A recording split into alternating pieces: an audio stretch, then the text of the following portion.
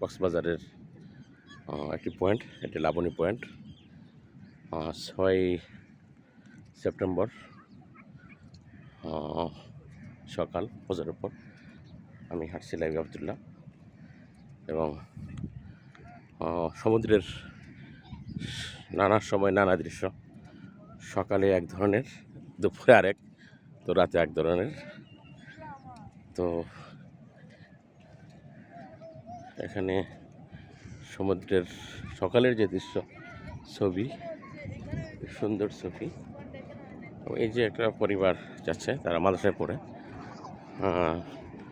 এবং তারা হেজাবি, মাথায় টুপি আছে, তারাও দেখছে। আবার দুষ্ট লোকও আছে। আসলে এই যে এখানে এই বসার আসনগুলো, সেখানে চলে যাবে, আবার দূরে চলে যায়। আমি সাগরের কাছে আর যেতে চাচ্ছি না, বারবার গিয়েছি। আল্লাহু আকবার, আল্লাহ নিয়ামত। সকালবেলার সাগর, ফুটবল খেলছে কেউ কেউ, এখানে আর পানি এসে পড়বে। তো এটা আল্লাহ তাআলার বড় কুদরত এবং নিয়ামত।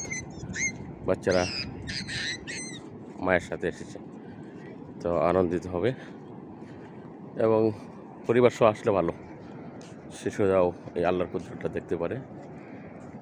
যদিও আমার ছেলে এসেছে, কিন্তু আমি পরিবার সহ আসিনি।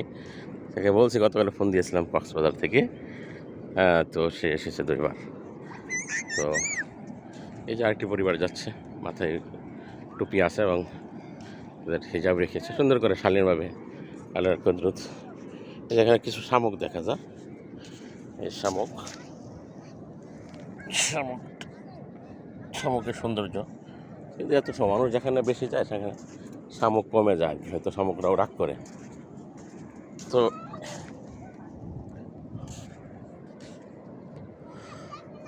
আর দূরে যেতে যাচ্ছি না, আমি গন্ডা হিসাবে রিক্সা নিয়েছি, যাতে আমি শহরটা ঘুরতে পারি।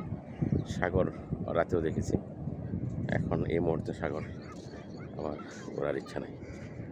তো এখানে একটা দেখা যায় জেলা প্রশাসনের উন্মুক্ত মঞ্চ, এখান থেকে নানা, ওই যে জাও গাছ, আমি যে হোটেলের কাছে থাকি সেখানে একটা জাও বাগান আছে, এবং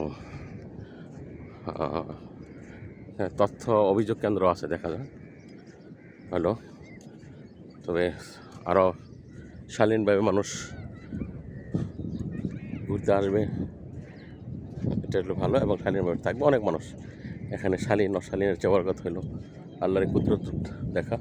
কক্সবাজার ছিলাম আমি, লাইভি আবদুল্লাহ। এই যে একজন লোক আসছে, নিশ্চয়ই সকালবেলা হাঁটবেন। এই হাঁটার জায়গাটা